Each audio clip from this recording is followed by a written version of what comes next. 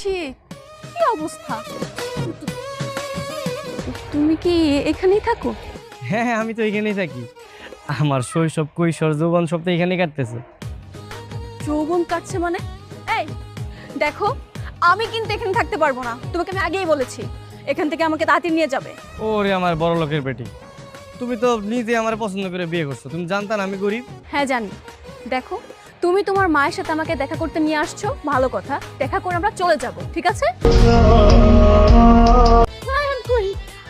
আরে এইটা আমার ছেলের বউ, মাশাআল্লাহ, এত সুন্দর।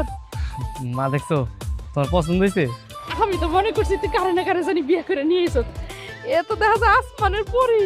সকল শাশুড়ি আম্মা, আমরা কি এখানে দাঁড়িয়ে কথা বলবো? আজব ব্যাপার, তুমি আমার মার সাথে এইভাবে কথা বলতেছো কেন? আসো বাস, চলো ঘরে চলো। ঘরে যাবো মানে? না না না, আমরা কোথাও যেতে পারবো না।